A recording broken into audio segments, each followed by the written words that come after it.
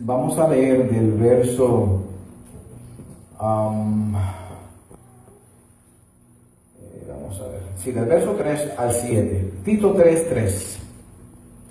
Lo estamos leyendo en la versión internacional. Si puede, Joana, ponerlo en la pantalla, te lo agradezco. ¿We on? Okay. Santo Dios. Bien. Estamos en Tito 3:3. Y el que no tenga Biblia, pues lo puede ver acá. Leemos en nombre del Trino Dios Padre, Hijo y Espíritu Santo. Amén. En otro tiempo, también nosotros éramos necios y desobedientes. Estábamos descarriados y éramos esclavos de todo género de pasiones y placeres. Vivíamos en la malicia y en la envidia. Éramos detestables y nos odiábamos unos a otros. Verso 4. Pero cuando se manifestaron la bondad y el amor de Dios nuestro Salvador, Él nos salvó. No por nuestras propias obras de justicia, sino por su misericordia. Nos salvó mediante el lavamiento de la regeneración y de la renovación por el Espíritu Santo, el cual fue derramado abundantemente sobre nosotros por medio de Jesucristo, nuestro Salvador. Así lo hizo para que, justificado por su gracia, llegáramos a ser herederos que abrigan la esperanza de recibir la vida eterna. Oramos. Dios de la gloria, gracias te damos por tu palabra. Aleluya. La regla de fe y conducta por la cual, Señor, nosotros regimos nuestra vida. Espíritu de Dios, tú estás presente en medio de nosotros. Necesitamos tu asistencia para poder desenvolver esta palabra que vamos a expresar hoy.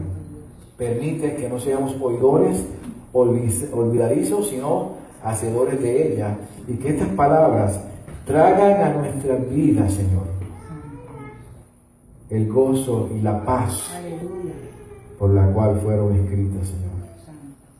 Al entender la obra tan maravillosa y transformadora que tú has hecho en todos aquellos que te han recibido como Señor, amo y dueño y Salvador de sus vidas. No cesamos de darte gracias y agradecerte. Por Jesús te lo pedimos y te damos gracias. Amén. Amén. Amén. Bien, tomen asiento. Vive Cristo.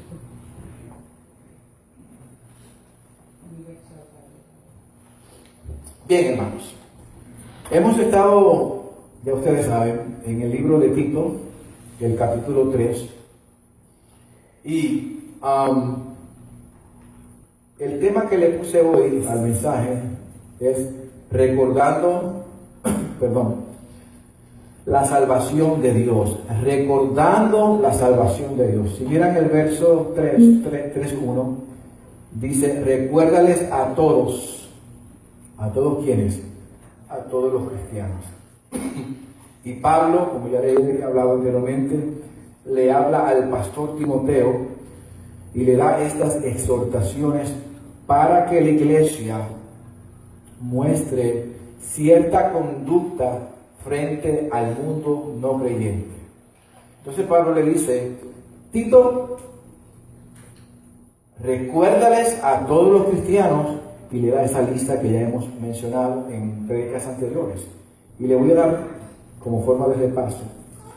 Lo primero que Pablo trata en el capítulo 3 de Tito es, en primer lugar, lo que nosotros como creyentes debemos hacer. Pablo trata con unos deberes que debe mostrar el creyente. Y en el capítulo 1, capítulo 3, verso 1 y 2, Pablo trata con deberes que tenemos ante esta sociedad impía. Y él da un listado y él menciona en el verso 1 y el verso 2 6 cosas, 6 deberes que cada uno de nosotros debemos mostrar ante la sociedad. Y el primero que Pablo dice es mostrarse obediente y sumiso ante sus gobernantes y autoridades. Segundo deber, estar dispuesto a hacer lo bueno en la sociedad. Debemos ser ciudadanos ejemplares. El creyente debe ser un ciudadano ejemplar. Número 3, no hablar mal de nadie en la sociedad. Número 4, buscar la paz en la sociedad. Quinto, ser respetuoso en la sociedad. Sexto, demostrar mansedumbre en el trato con toda persona en esta sociedad. Eso es lo que Pablo trata en los primeros 2 versos. Los deberes de usted y míos como creyente. Pero ya Pablo en el verso 3, súbelo arriba un poco, van a ver que entonces pasa a señalar que debemos recordar nuestra condición antes de ser creyentes. Modelamos cómo debemos comportarnos, pero también debemos ir al pasado y recordar cómo vivíamos nosotros. El contexto por el cual Pablo habla esto es porque la tendencia de una persona que se hace creyente o se convierte es a veces a hacerse un santurrón. Yo soy tan creyente, tan espiritual, que ahora pues miro por encima del hombro a aquel que no es creyente y está perdido. Pablo dice, ¿saben qué? Recuerden cómo eran ustedes. Ustedes no eran ningunos santos. Ustedes eran así o peor. Y Pablo va a dar una lista de la condición en la cual nosotros vivíamos anteriormente. Y en el verso 3 dice cuál era nuestra condición antes de ser cristiano. Y habla de 7 vicios. Dice que éramos primero necios e ignorantes de Dios. Segundo, éramos rebeldes y desobedientes a Dios. Tercero, estuvimos confundidos y extraviados de Dios. Cuarto, fuimos esclavos de la lujuria y los placeres de este mundo. Quinto, practicábamos la malicia y la maldad. Y sexto, vivíamos envidiando y codiciando. Y séptimo, vivíamos aborreciendo a otros y siendo aborrecidos por otros. Así éramos nosotros antes. Entonces Pablo dice, recuerden o recuérdale a los creyentes cómo vivían antes, para ver si tienen un poco de paciencia y compasión hacia esos que no son creyentes y entiendan que ellos viven así porque no tienen a Cristo, como nosotros no teníamos a Cristo.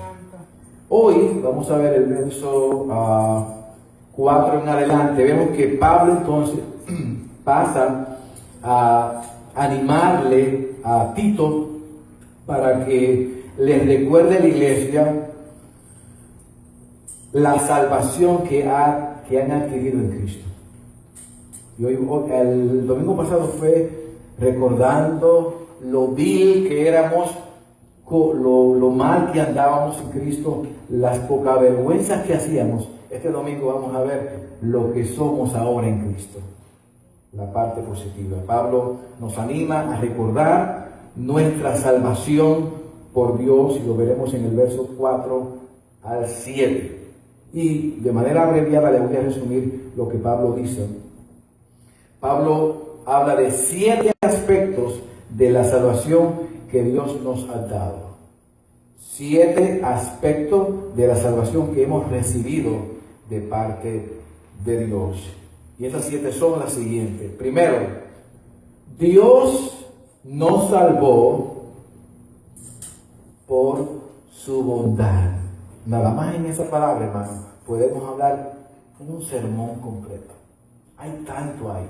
Ese es un atributo de Dios que Dios es bondadoso. Dios nos salvó por su bondad. Segundo, Dios nos salvó por su amor. Otro atributo de Dios. Dios nos salvó por su misericordia. Dios nos salvó, número 4, por su regeneración, nuevo nacimiento. Dios nos salvó por su Espíritu.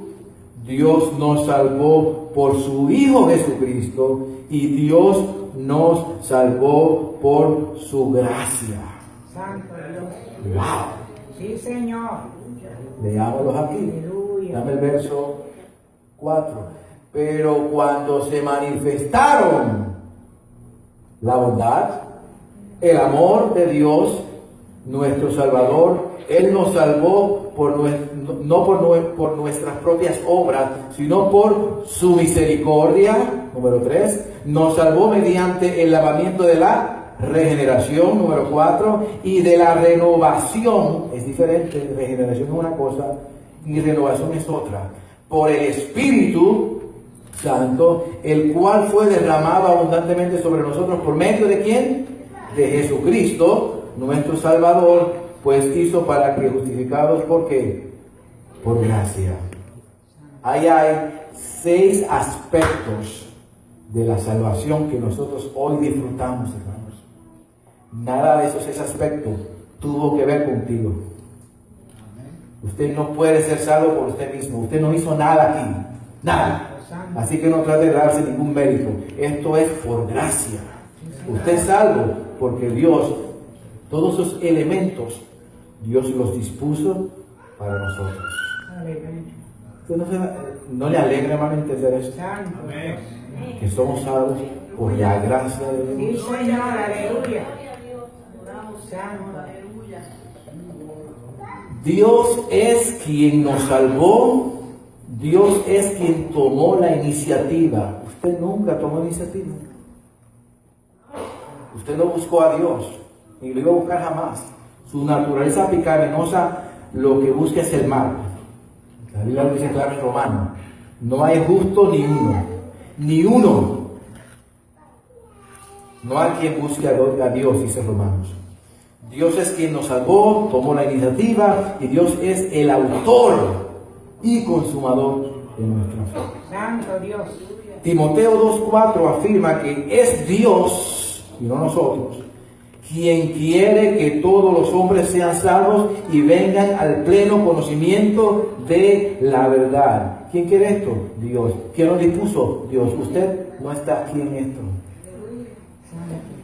Segunda de Pedro 3:9 afirma que es Dios quien no quiere que nadie perezca, sino que todos vengan al arrepentimiento. Esto es iniciativa de Dios, hermanos. Usted está aquí porque Dios fue el que corrió hacia usted, como el Padre corrió hacia el Hijo pródigo. Esa enseñanza está poderosa. El Hijo pródigo, que maltrató a su padre, que le pidió toda la herencia y se fue, se largó a hacer su poca vergüenza. Cuando se quedó sin nada, recordó, arrepentido, vino el Padre, y entonces fue que vino con la cabeza baja, y el Padre, en vez de caerle encima y decirle, largo de aquí sin vergüenza, ¿qué hizo?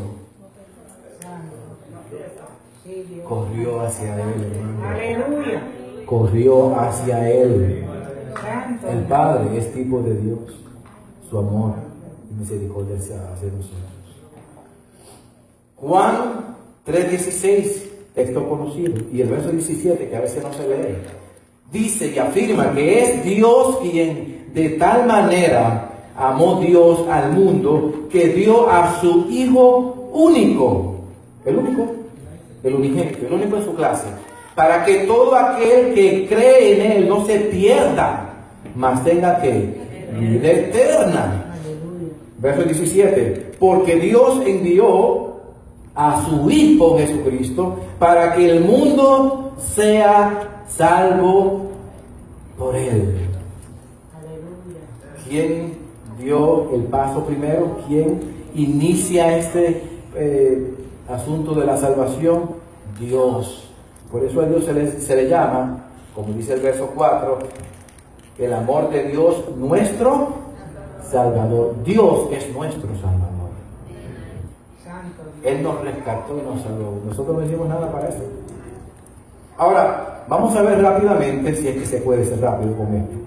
Hermano, yo trataré de contar, porque aquí hay tanto, este verso, estos pasajes que vamos a leer, vamos a estudiar, vamos a predicar hoy, son extensos en profundidad. Yo traté de hacer prácticamente un milagro para achicar en una hora todo el contenido que hay aquí, pero cada uno de los puntos sería un sermón solo. Si hablamos de la bondad de Dios, y en algún momento espero que Dios me dé la oportunidad para hablar de los atributos de Dios, ahí eso es hermoso, ver la bondad de Dios. Lo primero de los 7 aspectos que el cristiano debe recordar sobre la salvación, y hoy vamos a recordar lo bueno que ha sido Dios con nosotros. Dice que debemos recordar que fuimos salvos por la bondad de Dios nuestro Salvador. Verso 4. La bondad de Dios es lo primero que dice. Por la bondad de Dios es que hemos sido salvados del infierno y del pecado. La salvación que tenemos viene de la bondad de Dios. Y la palabra bondad se traduce también como benignidad o amabilidad o bueno. Dios es bueno. ¿Saben el cántico? Dios ha sido bueno. Pues Dios no fue bueno. Dios fue bueno, es bueno y será bueno siempre. Santo. Él es bueno, Él es bondadoso, Él es rico en bondad. Aleluya. Un teólogo, Barclay, explica que se trata de una profunda bondad que siempre da lo que sea necesario para satisfacer las necesidades de una persona. Esa es la definición que da. Esta bondad de la cual estamos hablando, o esta amabilidad que está en el verso 4, que Dios nos expresa, proviene de su propia naturaleza. Dios es bondadoso, Dios es benigno, Dios es amable, Dios es bueno, porque esa es su esencia. Esa es su naturaleza. A Él le nace ser así, porque ese es Dios. Dios es bondadoso. Es una de las características que tiene Dios, es uno de sus atributos en el ser de Dios. En otras palabras, Dios es tan bueno y bondadoso que no puede hacer otra cosa que dar lo que fue necesario. Y Dios vio a bien que era necesario para poder salvar a la humanidad dar a su único Hijo, a su unigénito Hijo en la cruz. ¿Para qué? Para salvarnos. ¿Sabe por qué lo hizo? Por bondad, porque Él es bueno. Santo, sí, Señor. Aleluya. Dar lo que fue necesario, en este caso su Hijo Jesucristo, para satisfacer nuestra necesidad, salvándonos del pecado y de la condenación eterna, y así reconciliarnos con Él mismo. No había otra forma. Dios pudo ser cruel, como el Dios de Alá, de los musulmanes, o el Dios de otras religiones, un Dios que al momento de fallar lo que quiere verte es muerto, eliminarte. O Dios siempre airado, aunque Dios está airado siempre contra el pecador, por supuesto, pero la bondad de Él, Dios es justo pero es bondadoso, no le permitió que la humanidad se perdiera, sino que su bondad ejercitó o se puso en función, y así fue que Él dice, es necesario o era necesario para poder salvar a este mundo pecador, desde Adán y Eva, que fueron los que pecaron. La única forma que yo puedo rescatarlo y salvarlo es hacer lo que sea necesario. ¿Qué era necesario? Enviar a su Hijo Jesucristo a morir para rescatarnos. ¿Por qué lo hizo?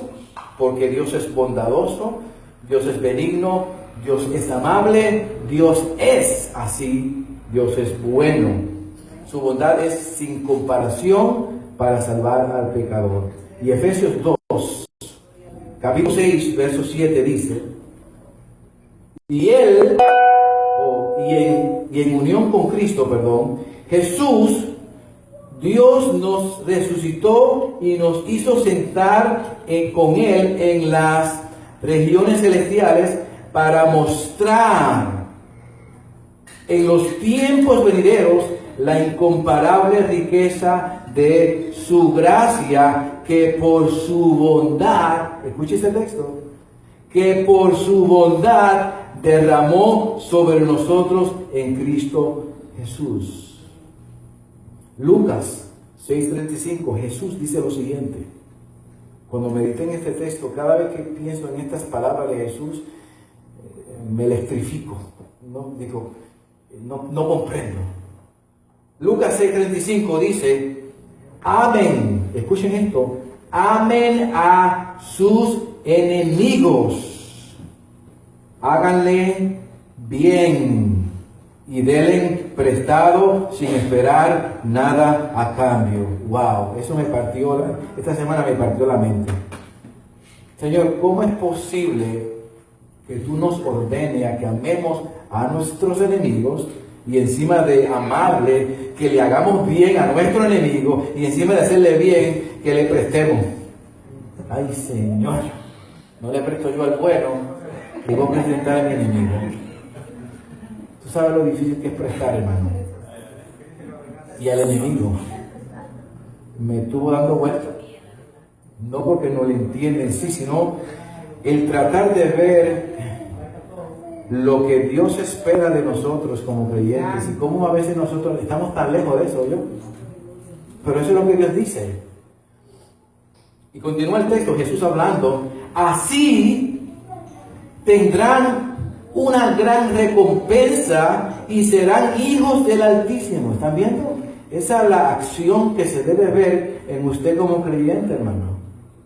Como hijo del Altísimo, porque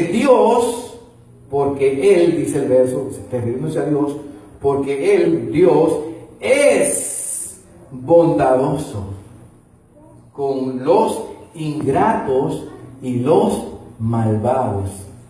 ¿La cacharon o se le fue por encima? Dios es bondadoso con el ingrato y los malvados. ¿Qué enseñanza, hermanos? Quiere decir que nosotros también debemos ser como Dios, bondadosos con el ingrato y con el malvado. Con el bueno, cualquiera es bueno. Tú me tratas bien, yo te trato bien, no hay problema. Pero aquel que me trata mal, hermano, la sangre se sube arriba y lo menos que quiero es tratarlo bien. Pero él le dice que eso es el fruto de una persona que es creyente. Porque nosotros pertenecemos a Dios. Y si Dios fue bondadoso con nosotros, siendo nosotros malvados y siendo nosotros ingratos, y todavía lo somos a veces, nosotros debemos hacer lo mismo con otros. Pero todo esto parte de la bondad de Dios, de su naturaleza. Pablo en Romanos 2:4 dice y pregunta, ¿no ves que desprecias las riquezas de la bondad de Dios, de su tolerancia y de su paciencia, y al no reconocer, escuche esta frase, y al no reconocer que su bondad quiere llevarte, ¿a dónde te quiere llevar la bondad de Dios? Al arrepentimiento. Ese es el primer paso a la salvación.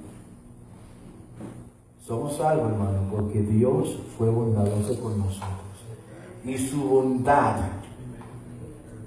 es para que nos impacte y nosotros digamos, wow, qué bueno tú eres, Señor, me arrepiento.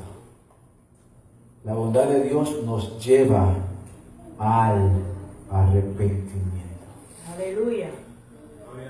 Es la bondad de Dios, nuestro Salvador, lo que inicia el arrepentimiento, y el arrepentimiento es el primer paso en la salvación. Sin la bondad de Dios no habría ninguna oportunidad para que nosotros fuésemos salvos. Su bondad abre paso a que seamos salvos. Por eso el verso dice claramente, pero cuando se manifestaron la bondad de Dios. Primer paso. Segundo deber que Pablo señala aquí es, pero cuando se manifestaron la bondad y, ¿qué dice? El amor de Dios. Y aquí podemos hablar una semana de eso nada más.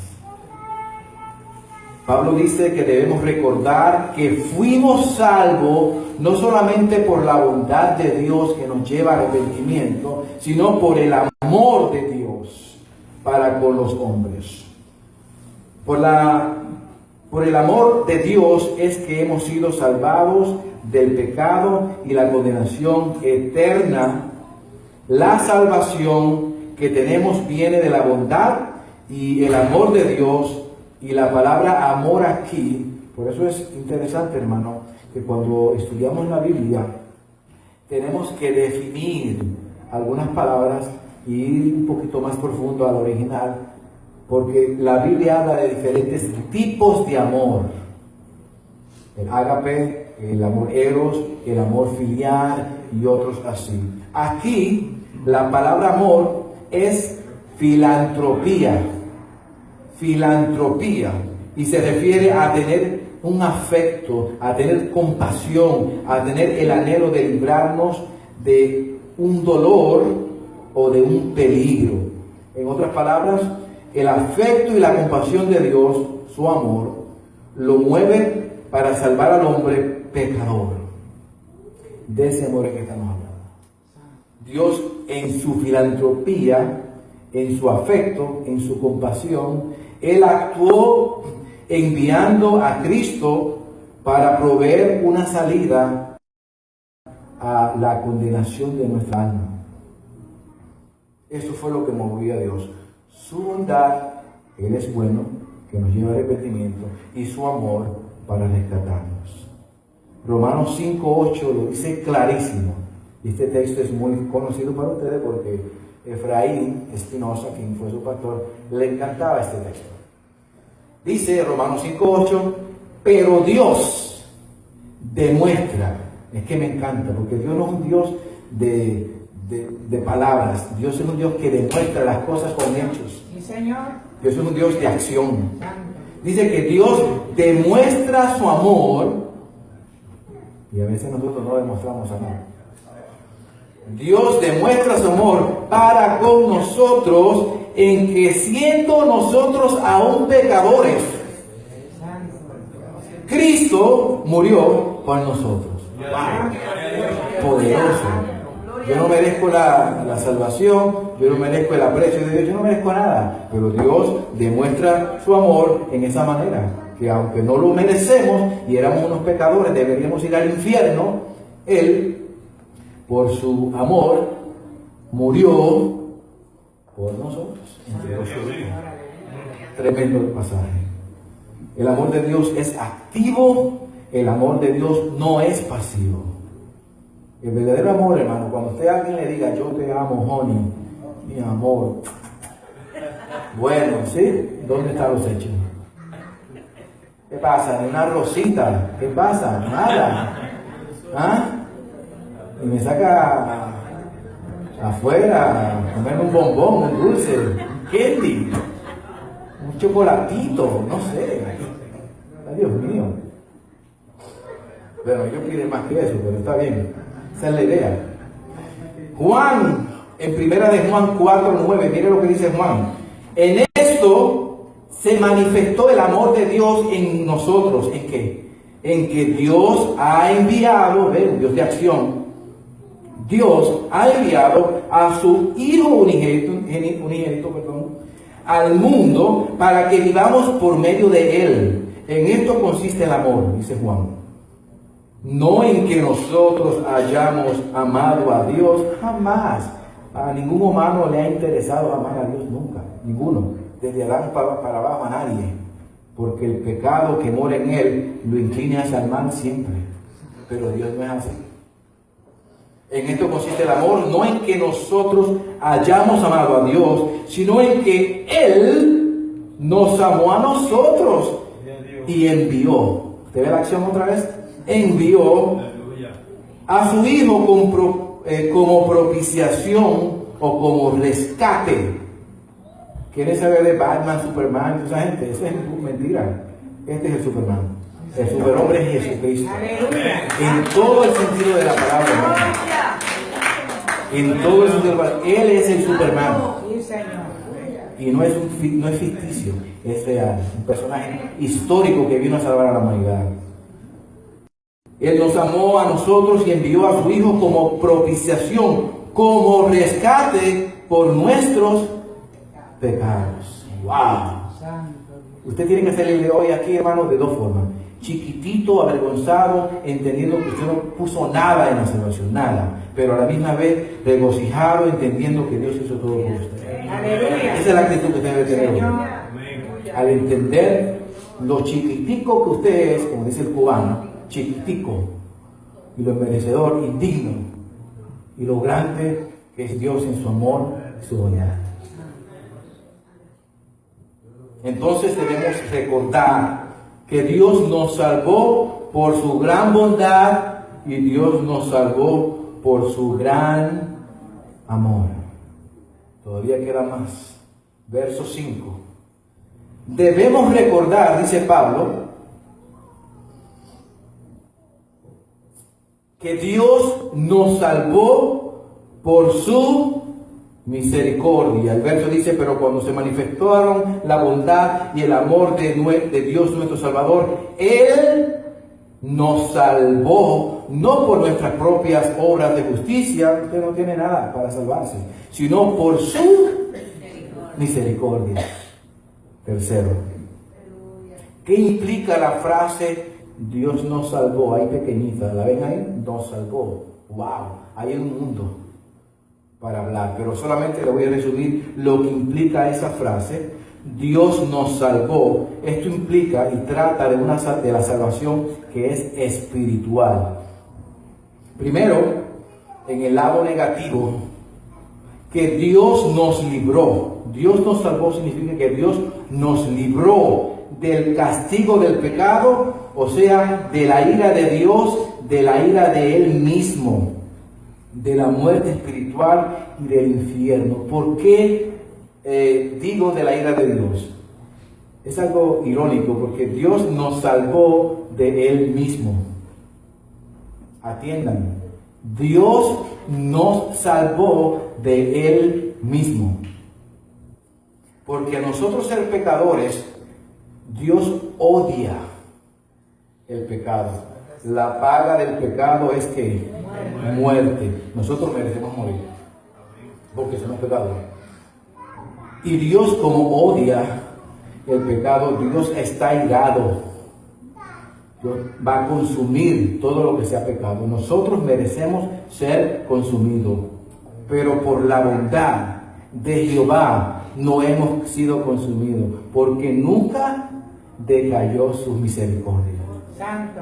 Por su misericordia es que somos salvos. Y Dios entonces, para librarnos de su ira, de que la ira de Él sea sobre nosotros, porque somos pecadores, Él mismo lo hace enviando a Jesucristo. Número 2, en el lado negativo, repito, significa que Él nos libró del castigo, del pecado, de la ira de Dios, del infierno. Segundo, por el lado positivo, Él nos salvó. Dios significa o tiene que ver con que Dios nos salvó al concedernos el privilegio de conocer la verdad. Antes estábamos en la mentira, ahora al salvarnos vemos la verdad de Dios. La Biblia dice que Jesús dice, yo soy el camino, yo soy la verdad, yo soy la vida. Nadie viene al Padre, sino ¿por quién? Por mi Jesús. Al conocer a Jesús, conocemos la verdad. Y al conocer la verdad, conocemos a Dios. Santo Dios. Efesios 2:3 dice, además de recibir, nos salvó para recibir la vida juntamente con Cristo y librarnos del dominio, del control de las tinieblas y trasladarnos al reino de su amado Hijo Jesucristo, Colosenses 1:13. Eso en breve es lo que implica la frase "y nos salvó", un aspecto negativo y el aspecto positivo. Esto implica la salvación de Dios. Esta salvación es por la misericordia de Dios, y la palabra misericordia que menciona ahí en el verso 5 es el león, y envuelve un sentimiento o sentimientos de piedad, de compasión, de bondad.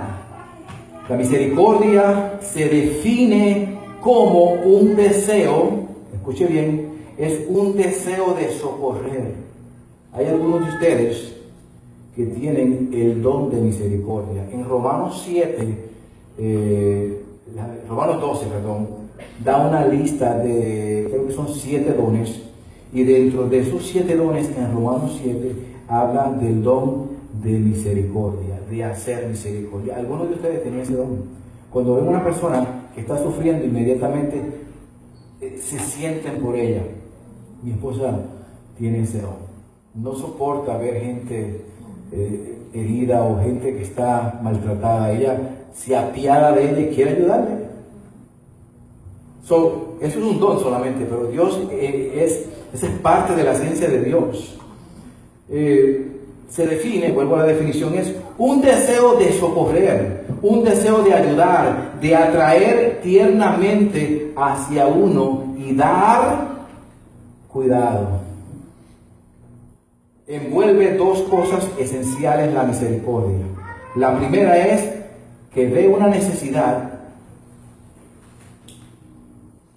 y la segunda es ser capaz de atender y satisfacer esa necesidad.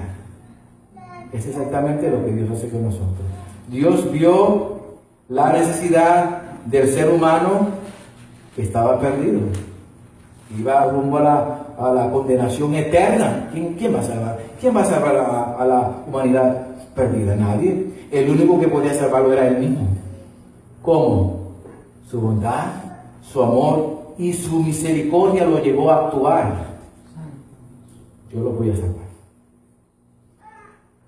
Entonces voy a hacer lo que sea necesario, y lo que era necesario para salvar a la humanidad era que enviar a su Hijo Jesucristo. O debo decir, enviar a Cristo, Cristo el Eterno, quien se encarnó en la persona de Jesús, vivió una vida perfecta, murió en la cruz, resucitó el tercer día para salvarnos y recibir redención de parte. Eso es por su misericordia. Efesios 2:4 dice: pero Dios, que es rico, me encanta esa palabra, rico. Rico es una persona que tiene mucho, ¿no? Que tiene en abundancia. Dios que es rico en misericordia. Hermano, cuando usted se mide con los atributos de Dios, usted se da cuenta que usted es un vil pecador. Usted a veces no siente ni por nada, ni por usted mismo.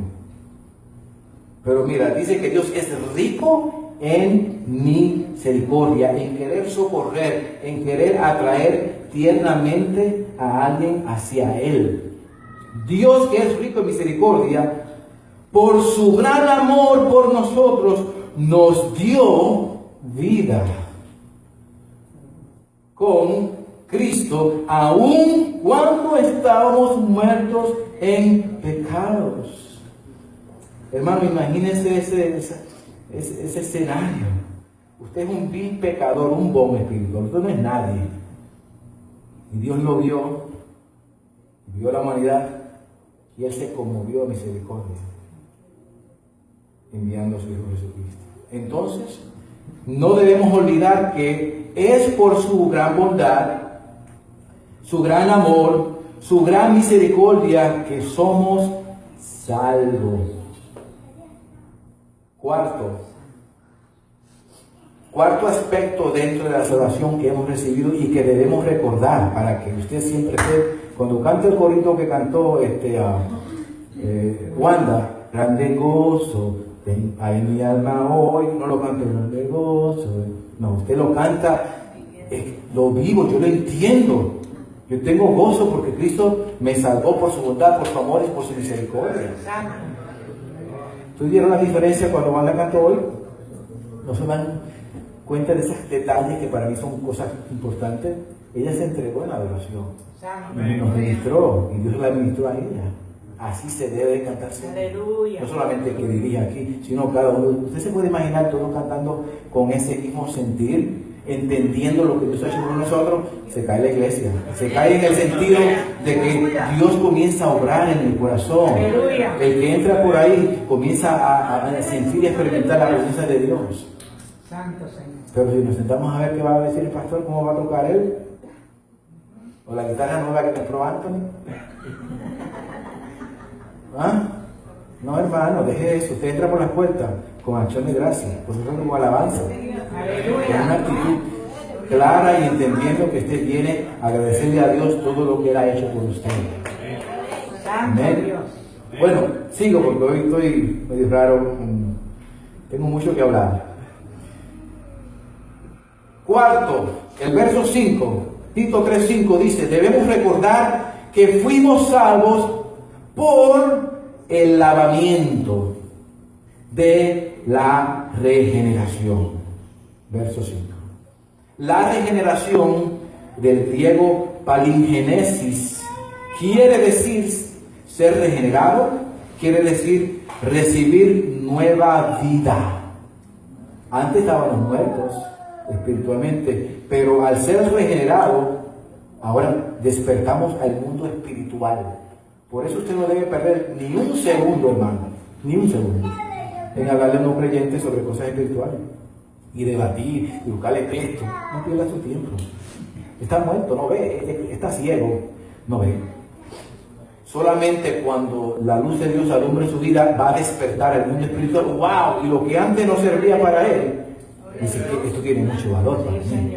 Va a entender que las cosas espirituales, la palabra de Dios, los cánticos, todo tiene importancia.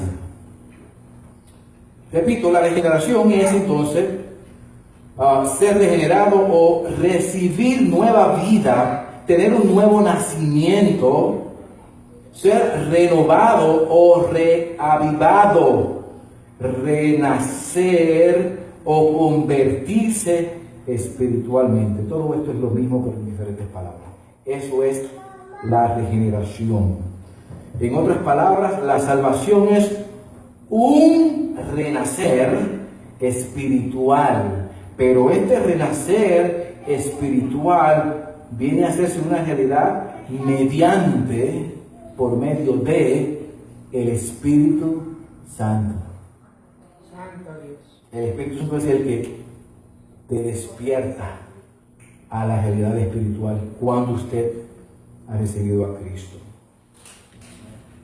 Y este renacer espiritual se da como un lavamiento. Fíjense la palabra que dice, donde estoy, nos salvó mediante el lavamiento. ¿De qué? De la regeneración. Voy a explicar un poquito lo que es lavamiento. En este renacer espiritual se da como un lavamiento, que quiere decir un baño. ¿Usted sabe cuando usted se baña? Se bañó, ¿verdad? Espero yo. Ok. Le tocaba ayer, por si acaso. Ya debía estar limpio. Un lavamiento, que quiere decir un baño o una inserción completa de la vieja vida sin Dios a una nueva vida con Dios. Una conversión espiritual. Primera de Juan lo dice así. Primera de Juan 5:1. Mire cómo dice. Todo el que cree que Jesús es Cristo ha nacido de Dios. Entonces Dios nos salvó por su bondad, por su amor, por su misericordia y por su baño del nuevo nacimiento, para ponerse en otras palabras. Usted, al ser bañado, lo limpió de toda esa basura y ahora usted ha nacido de nuevo y vive una nueva vida, un nuevo nacimiento. Usted es un bebé en Cristo, ya que ahora de ese bebé que nació espiritualmente comienza a desarrollarse para crecer en madurez. Y de eso trata el siguiente punto. Número 5, sigue el verso. Nos salvó mediante el lavamiento de la regeneración y de la renovación por el Espíritu. Regeneración es una cosa y renovación es otra. La regeneración es el inicio de la vida espiritual.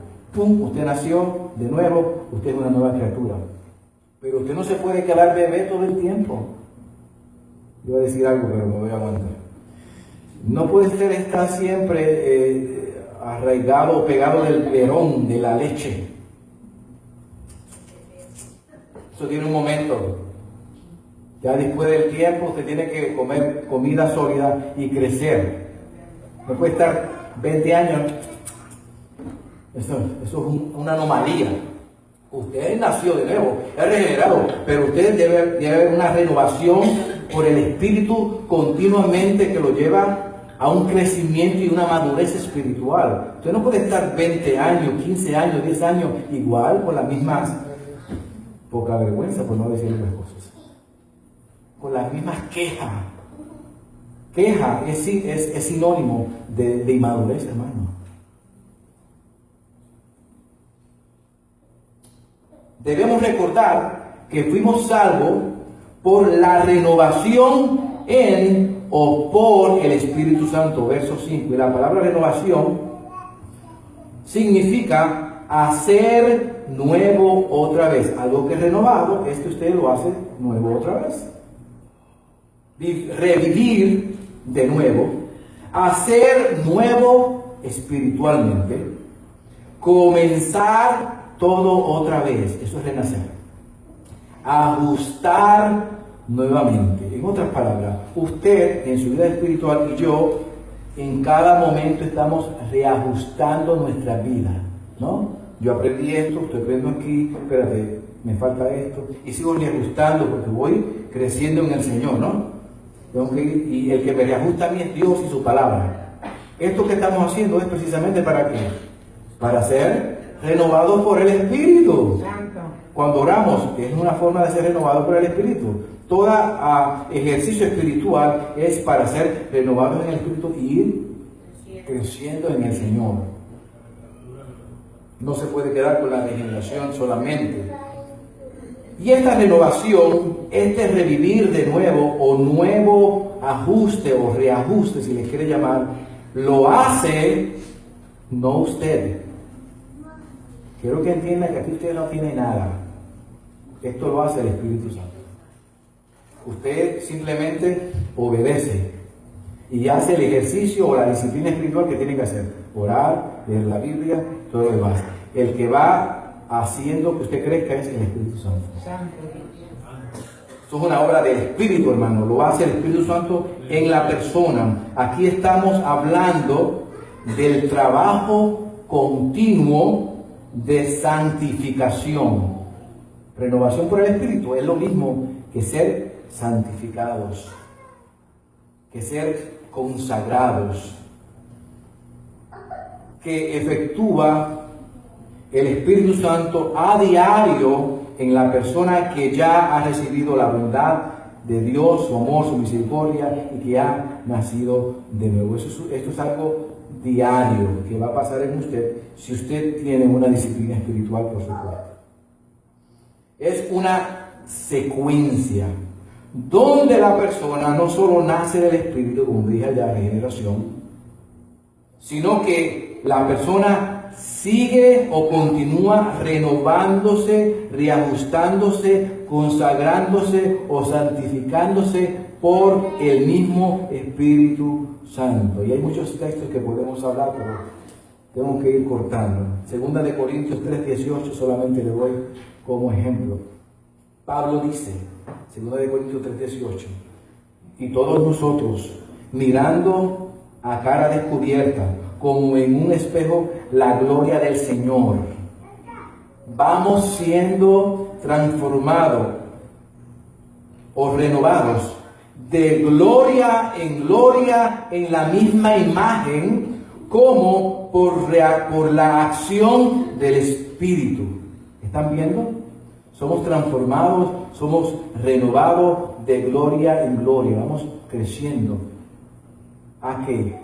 ¿A la semejanza de quién? De Cristo. ¿Quién nos hace semejante a Cristo? El Espíritu Santo. La meta del creyente, hermano, la meta número 1, el propósito de un creyente es ser cada vez más parecido a Jesús.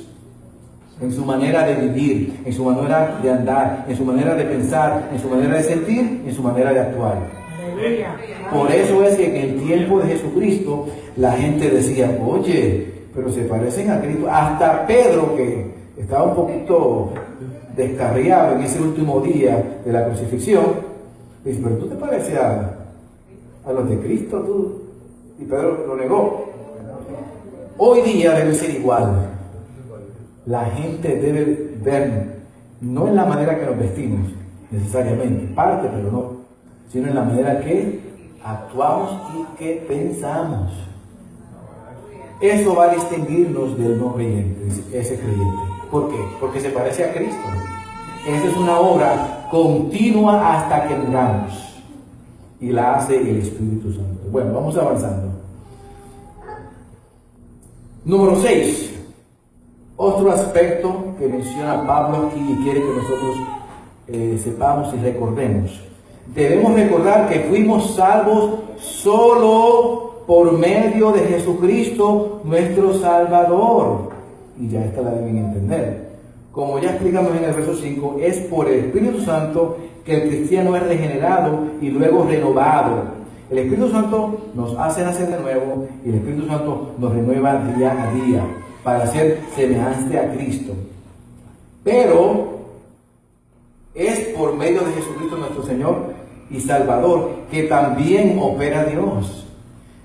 El Espíritu Santo, o debo decir Jesucristo, si no hubiera enviado al Espíritu Santo, nada de esto podría ser posible. El que murió en la cruz por ti y por mí no fue el Espíritu Santo, fue Jesucristo, Dios hombre, Emmanuel, Dios con nosotros. Él hizo la realidad de la salvación y por medio de él envió al Espíritu Santo para que luego hiciera la renovación, la regeneración y la renovación de nuestra vida.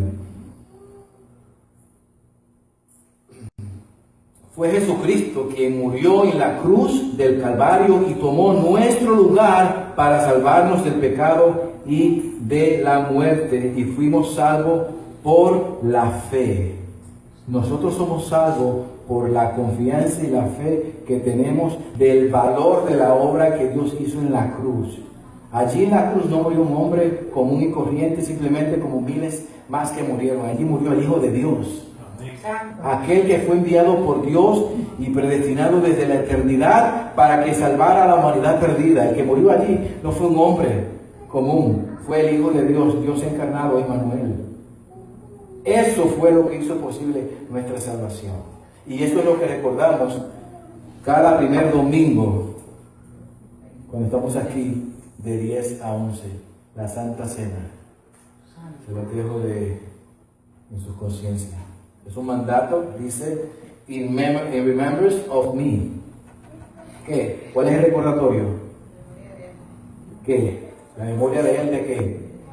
De que él murió en la cruz, fue resucitado para salvarnos. Yo tengo salvación hoy por Cristo, porque él murió por mí.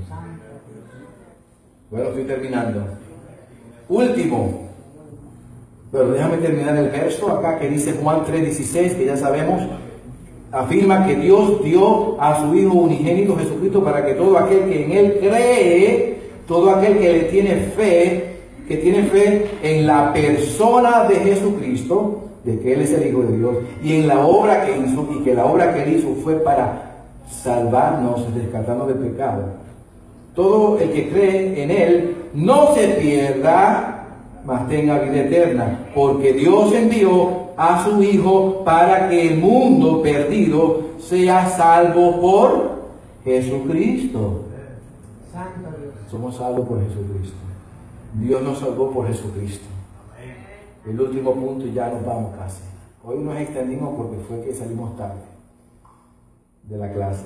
Debemos recordar que fuimos salvos o justificados por su gracia. La salvación es un don de Dios, por tanto es algo que el pecador recibe de forma inmerecida. Yo no lo merezco, usted no lo merece. Gracia significa favor inmerecido. Yo soy indigno. Soy indigno. Sin embargo, Dios me extiende su gracia. Dice, te amo, te acepto, te recibo. Acepta a mi hijo y tienes todo conmigo. Tú aceptas a mi hijo, tienes salvación, vida eterna y eres heredero de lo mismo que mi hijo va a ser. Santo Dios. Poderoso lo que hay ahí, hermano. Efesios 2:8 dice, porque por gracia ustedes han sido salvados mediante la fe. Esto no procede de ustedes, nunca procede de nosotros, sino que es regalo de Dios. Santo La salvación es un regalo inmerecido de Dios Santo. para todo aquel que cree y recibe a Jesucristo. Santo. Entonces, resumo y atiendan esta última frase porque voy a tratar de hilar juntos, de tejer todos los 7 puntos de una forma lógica y en secuencia. Entonces, la secuencia de estos 7 aspectos de la salvación en nuestra vida es primero la bondad de Dios. You could go back to verse 4. Primero es la bondad de Dios que llevó a Dios a amarnos, y tercero a tener misericordia, y cuarto a regenerarnos, y quinto a renovarnos por el Espíritu, y sexto a creer en Jesucristo nuestro Salvador, y séptimo a experimentar su gracia inmerecida. ¿Ustedes ven qué bien tejido está eso ahí? Amén. Santo. Eso no lo va a encontrar si simplemente dice, Señor, voy a leer la Biblia y ya. Tiene que pelarse las pestañas, meditar en la palabra y ver qué es lo que Dios tiene ahí para nosotros. Eso es lo que Dios quiere que recordamos. Eso es lo que el apóstol Pablo le dice a Tito. Recuérdales a la iglesia, los cristianos, lo que eran, pero lo que son ahora en Cristo. Aleluya. Por Dios, Dios es nuestro Salvador. Concluyo con las palabras finales que Pablo da en el verso 7. Go to verse 7, please. 7 and 8. Tito 3:7, Pablo concluye este pasaje con estas palabras.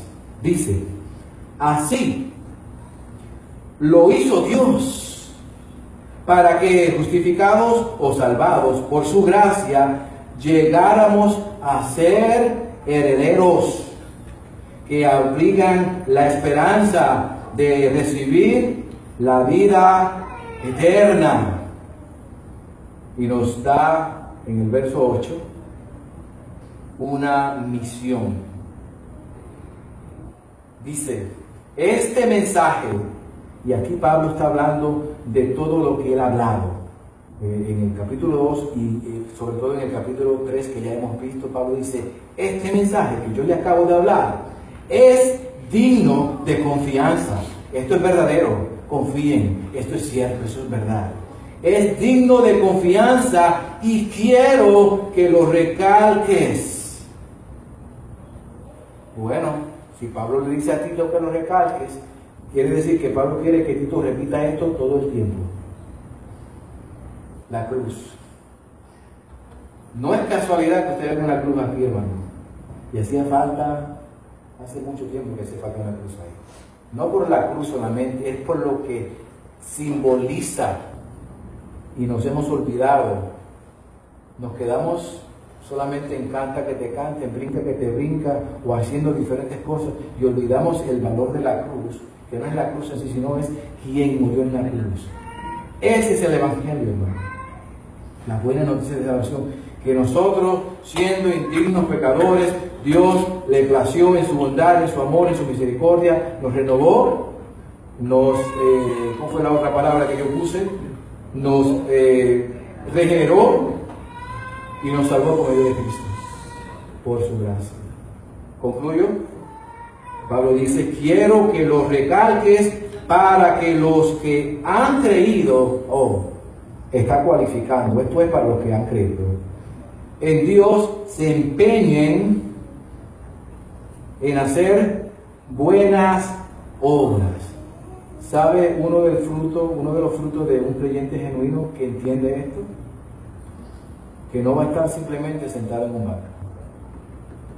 Dios espera que entonces una persona que conoce y es salva esté haciendo buenas obras. Un verdadero creyente tiene que estar activo en la obra de Dios. No puede existir un tal creyente que simplemente es un observador. Un creyente tiene que ser un obrador. Esto, termina el texto, es excelente y provechoso para todos nosotros. Pónganse de pie. Santo Dios. Me van a excusar que les tomé un tiempo, pero fue que hoy comenzamos tarde. Yo tengo calor. Siento la presencia del calor doble, del espíritu y de allá. Hermanos, llévese esto para su casa. Estudie Tito 3. Gócese y haga los ajustes que usted tiene que hacer en su vida. Esta palabra no es simplemente para gozarnos en este momento, es para que nos lleve a un accionar en Dios. Entendamos que la salvación no viene de nosotros, no hemos invertido nada en ella. Todo lo hizo Dios. Nosotros lo menos que podemos hacer es responderle a Dios y hacer lo que nos pide. Mediten en esto, vamos a orar y nos despedimos. Dios de la gloria, te damos gracias por esta tu palabra que nos estimula y nos recuerda que debemos estar recalcando lo que es la obra salvadora en nuestra vida. Gracias te damos, Señor, por tu bondad, por tu amor, por tu misericordia, porque tú nos has hecho nueva criatura y tu Espíritu Santo nos renueva cada día y nos lleva de gloria en gloria, Señor. Gracias te damos. Ayúdanos a ser obedientes a ti, Señor. Ayúdanos, Señor, a vivir la vida que tú deseas que vivamos. Te pido por cada uno de mis hermanos aquí presentes y te pido por cada uno de aquellos hermanos que no pudieron estar por alguna razón. Te damos gracias por Jesús. Amén y amén. Bien, hermanos, no sé si los anuncios lo hizo nuestra hermana Nery. Voy a dejar a nuestro hermano Antonio para que pase acá y nos despedimos en oración. Ya lo de Nery, que ya mencionó, déjame hacerlo breve. Efraín Espinosa, él me había contactado porque Becky está